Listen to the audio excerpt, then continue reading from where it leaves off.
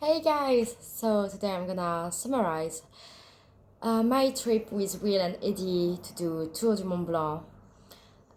So to summarize, that hike was supposed to be like a 9-day hike to do Tour du Mont Blanc, and things didn't really go well. So basically, what happened is that we planned to do 9 days of hiking, and we did only four because that story includes an helicopter. But I'm gonna start from day one. So what did I do? First, I left Paris, of course. Oh, the cat is playing. Oh, but yeah. So basically, I took a train from Paris to go to Lyon to visit a friend just before the hike.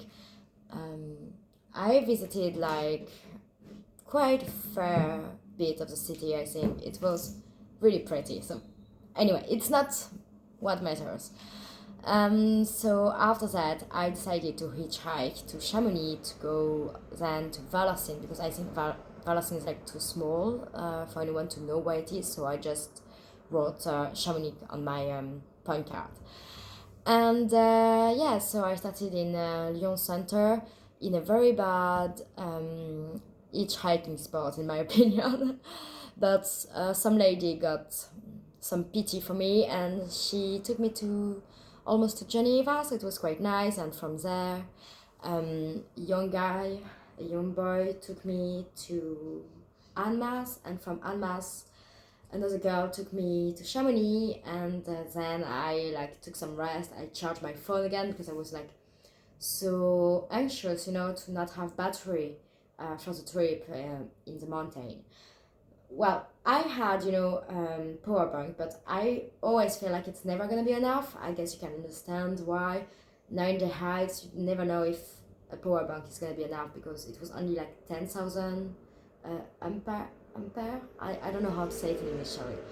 But yeah, my battery was only something like 10,000 and I was a bit like worried about it to run out. So I charged my phone in McDonald's with my Velocin new pan card on the table, praying for someone to just tell me, "Hey, I'm going to Velocin. Do you wanna come with me?" And it actually happened. A guy stopped at my table and started to talk to me in English, even though we were in France. Like, "Hey, are you going to Velocin tonight?" And I was like, yeah, if I can. I kind of gave up. It's like super late. It was like 11 p.m. and I didn't want to hitchhike anymore. I would just wanted to go to bed, and I was like, I need to find a spot next to Chamonix where I can camp without, bor- bothering like anyone. So kind of stressful. Anyways, that guy, he wasn't planning on going to Valenciennes, but he was like, I'm on holiday. I can just drop you there, and yeah, that was really cool of him. He's a nice guy. And yeah, so he dropped me at Valenciennes Church. The Church of Valenciennes, I don't know how to say it, but the thing is, so I set up my tent and everything, and then I'm going for a wee, and while I'm going for a wee, I see like some bones on the floor, but like big bones, like big like this, and I was like, could it be like human bones? I started to be like really worried, and it was my first night ever sleeping alone in a tent. So, how to tell you is that I was like super super scared. I was like, did I just find like human bones? So I got scared because I was next to a church, next to a cemetery. So I called the police, of course. I mean, when I think about it now, I'm like, yeah, that wasn't necessary, but when you're a girl alone, sometimes it can be a bit scary. I don't know. I hope you understand, guys. So yeah, the police came at midnight to check if it was human bones, and they were like, we don't really know. Some of them are definitely animal bones, but for some of the others, we have like little doubts about it. But they told me, you're next to a cemetery, maybe it's like just old bones and everything. But I don't know. They were just like, yeah, you did well calling us just in case. You never know if it's like a more like morbid story. So yeah, my first night. Then after that, the guys arrived to Chamonix, and I was in Valenciennes at first, waiting for them because it's where we were supposed to start our trip. But Valenciennes is kind of a boring place where to wait for 6 hours, so I decided to to just hitchhike again to Chamonix, because it's like better in my opinion. You have like McDonald's where I can charge my phone, because 6 hour waiting just looking at the mountain isn't really my thing. So yeah, I came back to Chamonix and I met the boys there. We had a tiny little problem, is because Eddie's food didn't arrive in time at the I don't know how you call it, but the drop point where it was supposed to be delivered. So he had to buy a new whole batch of food, and that was expensive. But he should get a reimbursement for the other food that he didn't use, so it should be fine. So yeah, we're all together, all ready with all the necessary gears to go hiking, and it was, I think, 5 p.m. when we started. We hitchhiked to Valorcine together. Um, some coach took us hitchhiking, and the music was super loud. It was so cool. And then a guy, he was French but living in Switzerland, and he took us to Valorcine. It was super nice of him. And we started the hike. And the first day, we felt like it was the worst day ever, because none of us did a proper training before to do that hike, because we were all so busy with exams or work. So we were like all out of shape. So walking up and up and up and up was so hard. Like really, we felt so atrocious. So first day we found it, I think, a cute area where to camp. It was quite high up in the mountain actually. I'm not really sure. I think it was next to a refuge. It's called Refuge de l'Horaz, I think. I'm not really sure about the name of it, but I think it was that. It was so cool. We saw like two other hikers far away. They were not French, I don't know. We decided to like set our camp a bit further away so we can have like, personal space kind of. And it was really cute, but the refuge was closed, so we were just about to find like some running water from there, and it was really cool. The night was quite cold, like not super cold. I managed to sleep, but yeah, Then we cooked breakfast, and then we went our way again, and day 2 was really hard. Like, oh my god, like each day had its own difficulty, basically. So first day was like uphill, like super hard, but second day it was kind of flat all along the path we took, but it was flat in the snow. So first time we met snow, we were like, okay, we're gonna just cross it. And then when we looked like backward, we were like, isn't it like super like, oh, I forgot the word, steep. It's like super steep snow. Like, are we gonna just fall in like the nothing if we like slip from the snow? We were like so worried after that.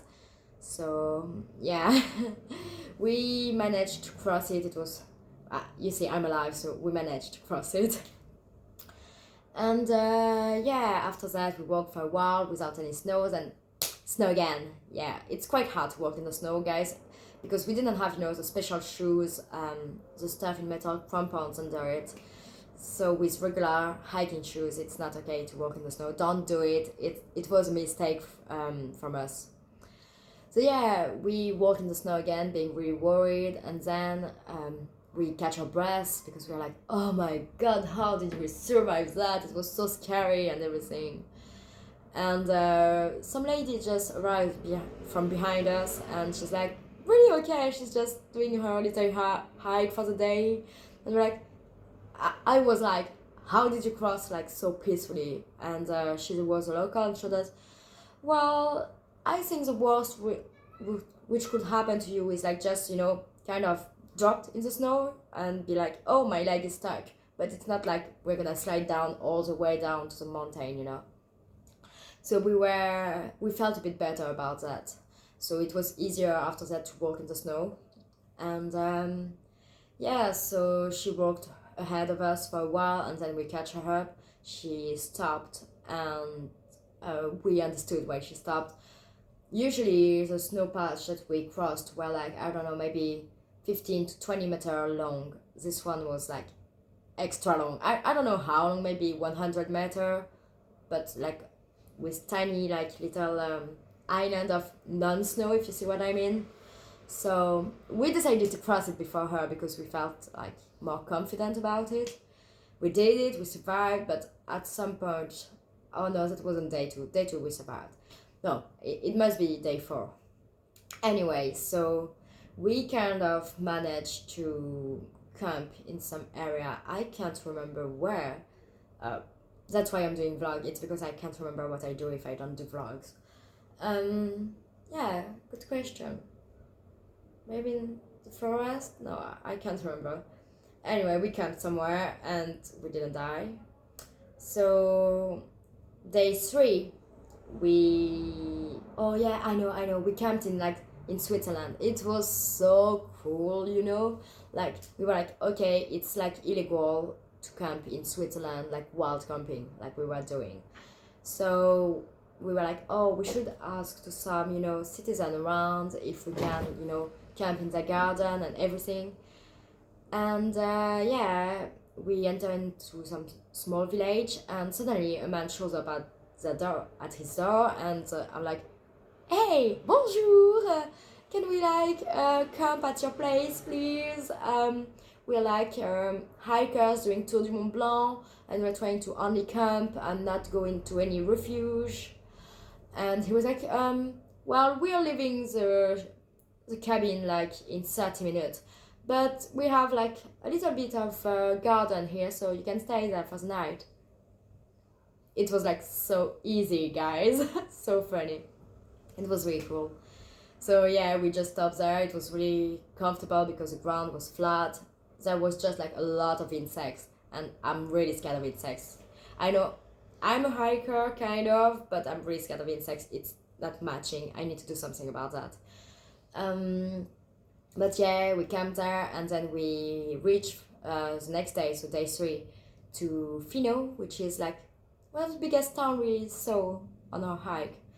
And there we bought like some new food supply for Eddie. I bought some fruit because I was like, oh, I miss fruits so much. And yeah, that was really nice. We stopped, we pooped.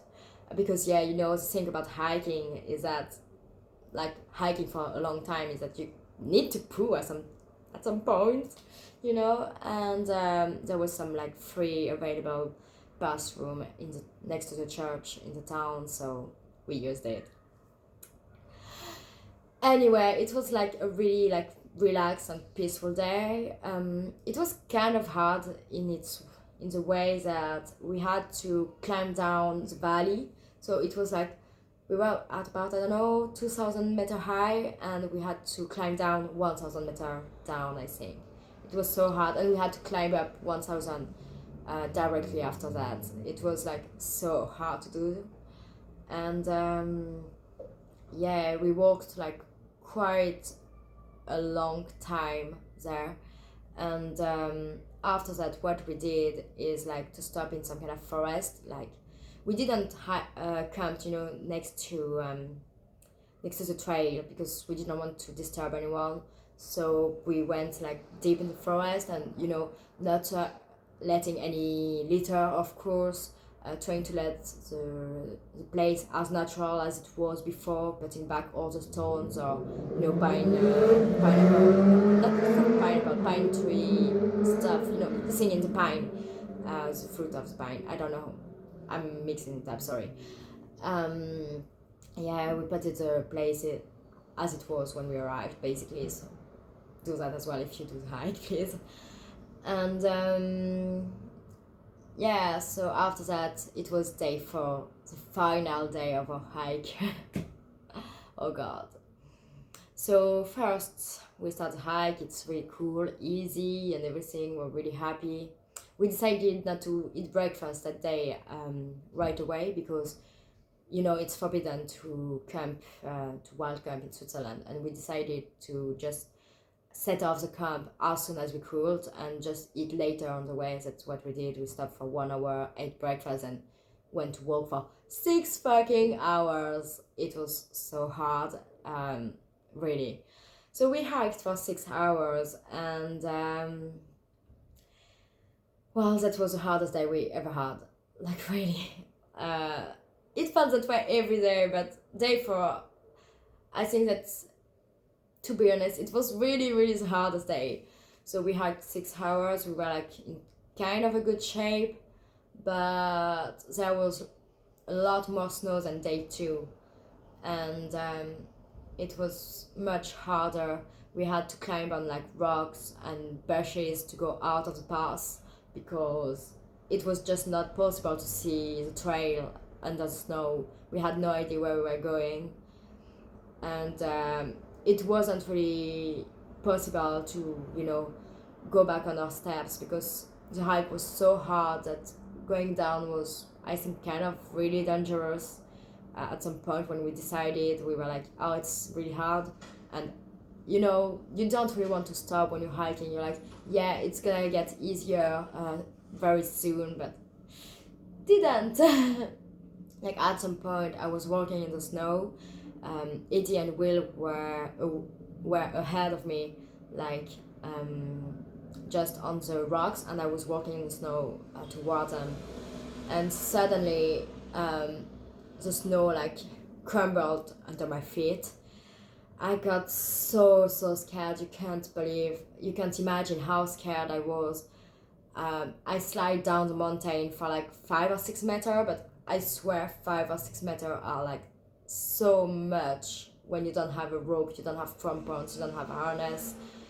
I was like, I'm gonna slide to my death down the mountain. And so, survival tip, just put your hands like this in the snow, like you're gonna try to like catch your life or something, and put your feet like tiptoe toward the mountain and try to do like some kind of right angle with your toes. I don't know, but it kind of worked to stop me because at first I didn't do it, and when I did it, suddenly I stopped. I don't know if it's gonna work in every situation, depends on how steep the hill of snow is, but you can still try. But yeah, really don't hike in the mountain without crampons. Stupid. With snow mountain, of course, not like regular snow, not regular mountain, sorry. So yeah, basically that was it. We were expecting, the going down stuff being much easier, being much greener without snow. And when we arrived to the top, we were like, oh god, we're there. And yeah, the thing is that the other side of the mountain was even more snowy. Like, how can I describe to you? It was just a big slide of snow all the way down to the mountain almost. And we're like, okay, what should we do now? And what we did is sit, being like, should we eat now? It's like 3 p.m, we're hungry, we hiked for so long, and we saw, should we like just slide down the mountain? I mean, a slide on 5 meters is like more meters, really a big deal. At first it sounded like a funny idea, and then we realized how stupid it was, and we were like, should we try to hike back on our steps, logic. And we were like, oh god, we walked for 6 hours up, it's gonna be worse going down because the path is not visible. So we were stuck on the mountain, basically. That was what happened. And to take a decision, we decided to call 112 because we didn't want to take any risk with our lives. And I asked them, calling in French, being like, hey, we're not really like an emergency, but we are kind of stuck between 2 mountains. What should we do? On one side there is like lots of snow, a very big slide, and on the other side there is like kind of green side, but with lots of snow patch here, and it's like 3 p.m.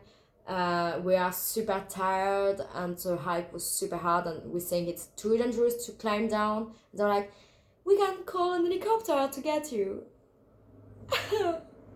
But we're in Switzerland, so everything is expensive, of course. So I'm like, how expensive is the helicopter? Because we probably don't have any insurance for that. We didn't think about it. I saw about it like 3 months ago, while planning the trip, and then I totally forgot to take any insurance, you know. You can call me stupid, it was stupid. And yeah, basically we like sat for 10-15 minutes looking at the landscape, being like, wow, that's beautiful, and being like, we don't have the money for the helicopter. We don't have the money for the helicopter. We still didn't receive the bill, and I don't think we want to receive the bill. But anyway, we are just waiting for it, and we took the helicopter in the end, because we were like, our lives are worth 3,000 euro, because it should be approximately 3,000 euro from what we read on the internet. It would have been stupid to die on the mountain while we are, you know, so young, so many projects to do, each one of us, or to get, I don't know, seriously injured. So we just took the helicopter. It was a very fun experience. Too expensive for sure, but fun experience. Like, they arrived, like, and they flew, I don't know how to say it, sorry. Fly in the past tense. So close to the mountain, it was super impressive. So two help guide arrived, and they put like some kind of harness to us, and we were like at the end of some string under the helicopter, and they put us down in the snow, and then they took us in the helicopter to fly down the valley. So fun, like really. My first time in a helicopter was really fun, but because we were all fine, you know, we were just stuck. But it's just a very expensive bill that we didn't want to pay. And yeah, so it was about 4 p.m. when we were down the valley, and we decided to finally have lunch. And yeah, that was nice, and because it was, you know, it's still hard emotionally talking to give up on a hike and to get into an helicopter, to feel like you're stuck in mountain, you know. So we decided to just pay for a camping area. It was really nice to take a fresh shower after 4 days and everything. It was really like a comfy moment. And yeah, after that, I saw at first maybe keep doing the hike on the Italian part of it, but mentally we were not prepared to continue the hike, and we all just wanted to go home, and that's what we did.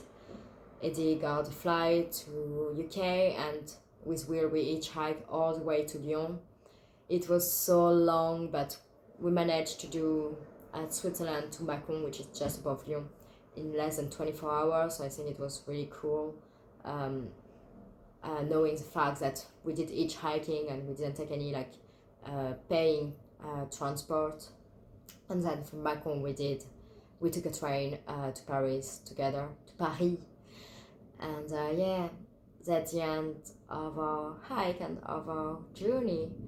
It was really cool. I don't regret it. I mean, now I know that don't hike when you don't know the how would you call it, the weather condition. It wasn't really about weather, because we got sun during the whole hike. It was just that the snow didn't melt soon enough.